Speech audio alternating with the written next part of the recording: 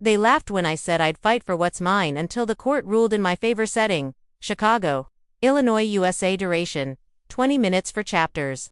5 minutes each. Genre: legal drama. Personal triumph. Chapter 1: The inheritance dispute. Minutes: 0 to 5. The October wind cut through downtown Chicago like a blade, rattling the windows of Martinez and Associates law firm on South LaSalle Street. Maria Santos, 34, sat across from her late father's attorney, her weathered hands clutching a copy of the will that had torn her family apart. "I'm telling you, Mr. Martinez, something isn't right," Maria said, her voice steady despite the tremor in her chest. "My father would never leave everything to my brother Carlos while cutting me out completely. We worked that auto repair shop together for 15 years. Attorney David Martinez adjusted his glasses, the fluorescent lights reflecting off the polished mahogany table between them. "Maria, I understand this is difficult, but the will is very clear. Carlos inherits Santos Auto Repair, the property, and all business assets. Your father's signature is authenticated." Outside, the elevated train rumbled past, its rhythmic clatter matching Maria's racing heartbeat. She'd grown up in Pilsen, where her father Miguel Santos had built his American dream, one carburetor at a time. The shop on 18th Street wasn't just a business, it was a legacy, a symbol of everything her immigrant family had sacrificed to achieve. "But look at this," Maria insisted, pulling out a faded photograph from her purse. It showed her and her father under the hood of a 1987 Chevy, both wearing matching coveralls stained with honest work. "He always said I had better hands for the engines than Carlos ever did. Carlos hasn't even worked at the shop in 5 years. He's been chasing get-rich-quick schemes in Vegas." Martinez's expression softened slightly. "I've been your family's attorney for over a decade, Maria. I knew your father well. But legal documents don't lie. Unless you have concrete evidence of fraud or undue influence. Then I'll find it," Maria said, standing abruptly. Her chair scraped against the hardwood floor with a sound that seemed to echo her determination. "I know my father. This isn't his will, not really." As she walked toward the door, Martinez called after her, "Maria, contesting a will is expensive.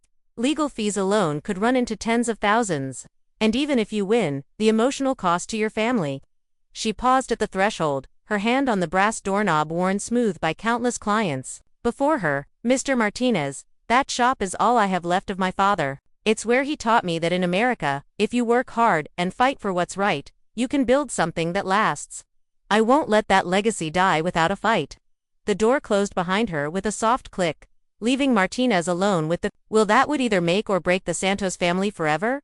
Walking down LaSalle Street toward the parking garage, Maria pulled out her phone and dialed a number she'd found online earlier that morning. The city buzzed around business people in expensive suits rushing to meetings, tourists snapping photos of the Board of Trade building, the constant symphony of urban life that had been the soundtrack to her entire existence. "Franklin and Associates, how may I help you?" The receptionist's voice was professional but warm. "I'd like to speak with someone about contesting a will," Maria said, her breath visible in the crisp autumn air. "I believe my family's been the victim of fraud." 3 weeks later, Maria sat in the modest office of Sarah Franklin, a young attorney who specialized in probate disputes. Unlike the mahogany and marble of Martinez's firm, Franklin's office was functional metal filing cabinets, a desk covered with case files, and motivational posters that looked like they'd been there since law school. "What you're alleging is serious," Sarah said, spreading documents across her desk like pieces of a puzzle. "You're claiming that your brother Carlos coerced your father into changing his will while Miguel was battling late-stage diabetes complications." Maria nodded, pointing to a medical chart. "Look at the dates. Dad was hospitalized 3 times that month for diabetic episodes.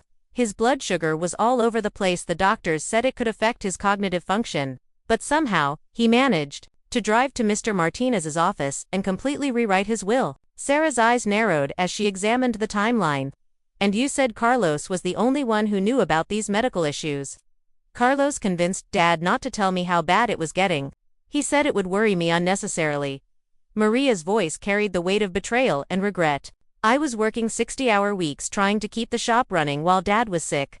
Carlos showed up out of nowhere after 2 years of barely calling, suddenly playing the devoted son." The attorney made notes on a legal pad, her pen scratching rhythmically. "We need more than suspicious timing.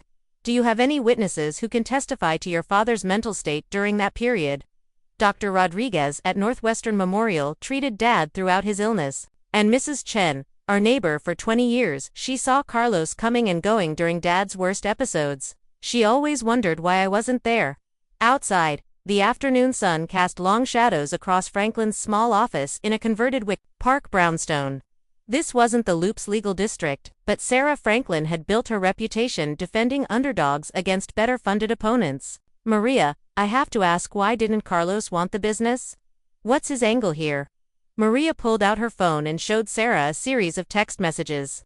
Carlos has been getting calls from developers about the property. Our shop sits on a corner lot that's worth a fortune now that the neighborhood's gentrifying. He doesn't want to run the business, he wants to sell everything and cash out. Sarah read through the messages, her expression growing more serious. These developers have been persistent. And look at this, they started contacting him before your father even died. That's what convinced me something was wrong, Maria said. Carlos knew Dad was dying, and he positioned himself to inherit everything. Then he could sell to the highest bidder and walk away with millions, while I lose everything I've worked for. The two women sat in silence for a moment, the weight of the accusation settling between them. Outside, the sound of construction equipment reminded them both that Chicago was a city in constant transition, old neighborhoods being transformed, longtime residents being pushed out by progress and profit. Here's what we're going to do, Sarah said finally. We'll subpoena your father's medical records, interview the hospital staff, and get statements from neighbors and longtime customers. We'll paint a picture of who your father really was and what he actually wanted. How long will this take? Maria asked. 6 months, maybe more. And it won't be cheap, Evan, at my rates. Maria reached into her purse and pulled out a cashier's check. I mortgaged my house this morning. It's everything I have. Sarah looked at the check and then at Maria's determined expression. You're betting everything on this case. I'm betting everything on the truth, Maria corrected. My father always told me that in America, the truth has to matter, even when everyone thinks you can't win. Asterisk, the Cook County Courthouse buzzed with the familiar rhythm of justice in motion. Maria sat beside Sarah Franklin at the plaintiff's table, watching as Carlos and his high-powered attorney from downtown filed into the courtroom. Her brother looked uncomfortable in his expensive suit, money he'd borrowed against his anticipated inheritance. No doubt, Judge Patricia Williams, a known-sense African-American woman in her 50s, surveyed the courtroom with the practiced eye of someone who'd seen every kind of family dispute imaginable. This is a will contest brought by Maria Santos against her brother Carlos Santos. Challenging the validity of their father's last will and testament, Judge Williams announced, Ms. Franklin, you may proceed with your opening statement. Sarah stood, her voice clear and confident. Your Honor, we will prove that Miguel Santos was systematically isolated from his daughter during the final months of his life, while suffering from a medical condition that severely compromised his judgment. We will show that the man who allegedly signed this will was not the Miguel Santos who spent 30 years building a business with his daughter by his side. Carlos's attorney, a silver-haired man named Robert Kensington from a prestigious Loop firm, countered with practiced smoothness. Your Honor, this is simply a case of sour grapes. Miguel Santos was a shrewd businessman who made a calculated decision about his legacy. The plaintiff cannot accept that her father chose his son as his heir. Asterisk, the first witness was Dr. Elena Rodriguez from Northwestern Memorial Hospital.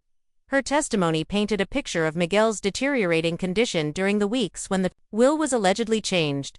Mr. Santos was experiencing severe diabetic complications, Dr. Rodriguez testified.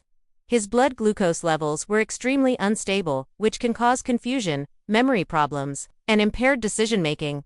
I specifically recommended that he avoid making any major decisions during this period. Under cross-examination, Kensington tried to minimize the doctor's concerns.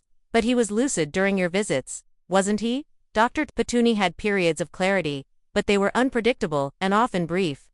Next, Sarah called Mrs. Jennifer Chen, the Santos family's longtime neighbor. The elderly Korean-American woman spoke quietly but firmly about what she'd observed. Miguel was very sick those last months, Mrs. Chen testified. Carlos would come by late at night, when Maria wasn't there. Miguel seemed different after those visits, sadder, more confused. Did you ever see Maria during this period? Sarah asked. She was working so hard to keep the shop running. She would come home exhausted every night. I don't think she knew how bad her father was getting. During a recess, Maria and Sarah huddled in the courthouse hallway. The marble floors echoed with the footsteps of lawyers and litigants, the sound mixing with hushed conversations about lives hanging in the balance. "How do you think it's going?" Maria asked, her voice tight with stress. "The medical testimony is strong," Sarah replied. "But we need to prove Carlos actively manipulated the situation. That's going to be harder." Just then, a young woman approached them hesitantly. She was Latina, maybe in her 20s, wearing a fast food uniform. "Excuse me, are you Maria Santos?" she asked. "Yes, I am. I'm Rosa Guerrero. I worked at the coffee shop next to your dad's garage. I think I need to tell you something about your brother." Sarah and Maria exchanged glances. "What do you mean?" "I saw Carlos meeting with some men in suits at the coffee shop during your dad's last week's. They had papers spread out on the table, blueprints or something. One of them said something like, 'Once the old man signs, we can move forward with the development.'" Sarah's eyes widened. "Would you be willing to testify about what you saw and heard?" Rosa nodded nervously. "Your father was always kind to me. He didn't deserve what happened to him." As they prepared to return to the courtroom, Maria felt a mix of hope and trepidation. The case was far from over, but for the first time since this nightmare began, she felt like the truth might actually have a fighting chance. The courtroom was packed on the final day of testimony. Word had spread through the Pilsen neighborhood about the Santos case, and dozens of longtime customers and community members had come to show their support. Maria recognized faces from 30 years of working at the shop, people her father had helped when their cars broke down, families he'd given payment plans to when money was tight. Sarah Franklin called her final witness, Maria herself. "Ms. Santos, tell the court about your relationship with your father and the business," Sarah said. Maria took a deep breath, looking out at the familiar faces in the gallery. "My father came to this country with nothing but a dream and a toolbox. He taught me that honest work and treating people fairly was the foundation of success in America. We built that shop together, one customer at a time." She described the countless hours they'd spent side by side, diagnosing problems, ordering parts, building relationships with their community. Her voice caught slightly as she talked about her father's pride when she diagnosed a particularly difficult engine problem, his plans for her to eventually take over the business. "Your father never mentioned changing his will?" Sarah asked. "Never. 2 weeks before he died, when he was having a good day, he told me he was proud of what we'd built together. He said the shop would be mine someday, and that I'd earned it." Under cross-examination, Kensington tried to paint Maria as a bitter daughter who couldn't accept her father's final wishes. "Isn't it possible your father simply chose his son as his heir, as many traditional fathers do?" "My father wasn't traditional in that way," Maria replied firmly. "He believed in merit, not gender. He always said I was the better mechanic." The closing arguments were passionate on both sides. Kensington argued that the will was legally valid and that Maria was simply trying to overturn her father's legitimate decision. Sarah countered that the evidence clearly showed Miguel Santos was manipulated during his most vulnerable moments by a son who saw dollar signs instead of family legacy. Judge Williams retired to her chambers to consider the verdict. The wait seemed endless. Maria sat with Sarah in the courthouse cafeteria, picking at a sandwich she couldn't taste. Members of her community stopped by to offer encouragement, sharing stories about Miguel and how the shop had been part of their lives for decades. Finally, after 3 hours, the bailiff announced that court would reconvene. Judge Williams entered the courtroom with a thick folder of notes. The silence was absolute. "This court has carefully considered all testimony and evidence presented," she began. "The question before us is not whether Miguel Santos had the right to dispose of his property as he saw fit. He absolutely did. The question is whether the will presented to this court truly represents his informed decision." Maria felt her heart pounding as the judge continued. "The medical evidence clearly establishes that Mr. Santos was suffering from a condition that could significantly impair judgment during the relevant time period. The testimony of neighbors and community members paints a picture of a man who was isolated from his daughter and potentially influenced by outside pressures." Judge Williams paused, looking directly at Carlos, who had grown pale. "Most compelling to this court is the evidence suggesting that development deals were being negotiated before Mr. Santos's death, with the clear expectation that the property would be sold. This suggests a plan that runs counter to everything we know about Miguel Santos's character and his stated intentions for the business." The judge's voice grew stronger. "Therefore, This court finds that the will dated October 15, 2023, is invalid due to undue influence and the testator's compromised mental capacity. Miguel Santos's previous will, which left the business and property to his daughter Maria, shall be prohibited. The courtroom erupted in cheers and applause. Maria felt Sarah's hand squeeze her shoulder as tears streamed down her face. In the gallery, she saw Mrs. Chen dabbing her eyes with a tissue, and Rosa from the coffee shop giving her a thumbs up. As the crowd filtered out, Carlos approached his sister. His expensive attorney had already left. Maria, he started, then stopped.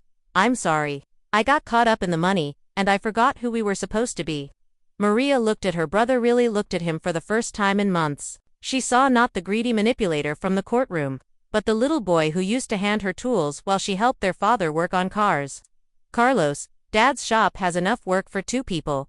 It always did. The offer's still open, if you want to honor his memory the right way.